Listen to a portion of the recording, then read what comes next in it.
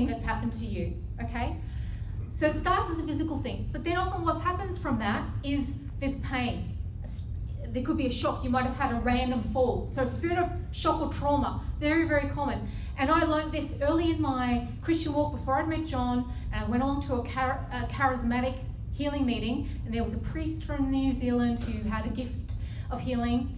And I'd had a fall at work. I'd been a school teacher, and they'd polished the floors. It was like an ice skating rink. I sat on a chair and it went from under me, and I had a high fall in the science rooms off this chair. And then I developed sciatica on that side after that. I went along to this meeting and I said, I had sciatic pain in here since I had a fall in the science classroom. He just, I cast off the spirit of shock, immediately went. So then that gave me the, shock took advantage of me there. And it went and stayed away. So now, I've always looked for this. If anyone's had any accident, any shock or trauma, any sudden thing happen, I pray for that. And a thing that I've noticed is you have more people from falls and car accidents or falling off like ladders and stuff than you do from sporting injuries present for prayer. Because you know, if you're playing sport and then you jostled around, and you might have a fall like you have a fall if you fell off a ladder. But if you're playing sport, you half expect to fall. So you're not going to be shocked if you fall on the ground because you're tussling and you're running. And so I don't think you are as shocked if you fall in a sporting game as if you're doing something around the house and you fall and you didn't expect to fall.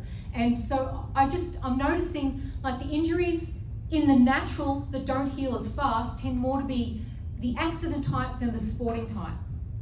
Because I think the shock and the trauma isn't the same if there's an expectation while you're running or playing football or whatever for that to happen. Just pointing out these little things that register in the back of my mind. So yes, always looking if there's any sort of accidents, shock and trauma, cast that off.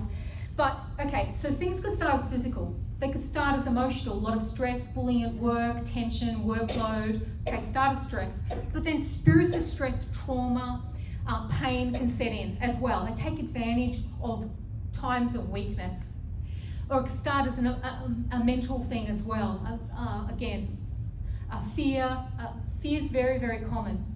Many people have got a fear losing a job, not having enough money, of the dark, whatever it might be. So the fear can then bring in the spirit of that fear and lock in something, and then infirmity and pain can often come around it. Stress, tension, this sort of stuff.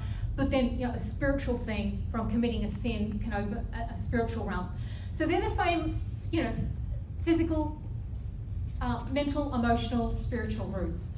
But they all get intertwined, even if it starts as physical.